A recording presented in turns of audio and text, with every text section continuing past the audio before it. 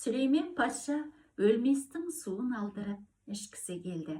Ол күллі мақұлықты жинап, мен өлместің суын алдырдым, ақыл қосыңдар, ішкен соң өкініп жүрмеймін бе? Деп сұрады. Барлық мақұлық, сіз ішпегенде кім ішеді? Сіздей әділ патша мәңгі жасаса жарасады, деп жамырасты. Патша жан жағына қараса, кеңеске мәзере құмырсқа келмепті. Сауысқанды құмырсқаға жұмсады. Ол келмеді. Екінші ретте алып кел деп қашырды жұмсады. Тағы да келмеді.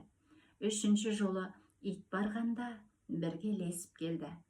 Сүлеймен құмырсқаға қаһарланып, әмірімді неге өшеттің? Деді. Өлімді ойлап, ақиретке дайындық үстіндедім.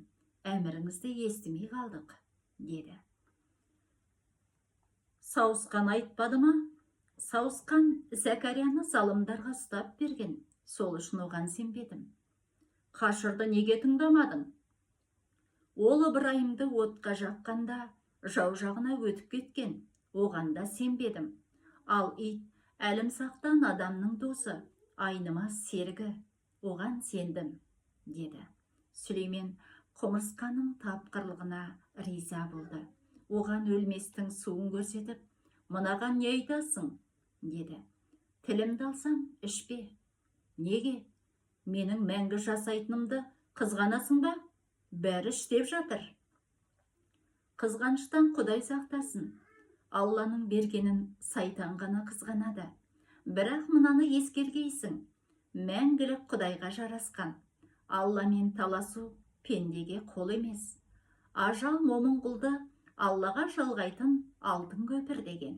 Жүрегі таза пендесі Алламен кездесуге ынтық болар. Әр дәуірдің өз халқы патшасы болады.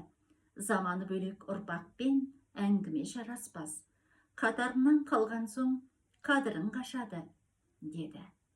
Сүлеймен судан бас тартып, ыдыстағы суды шашып жіберді. Өлместің суы шыршалар мен аршаларға шашырады.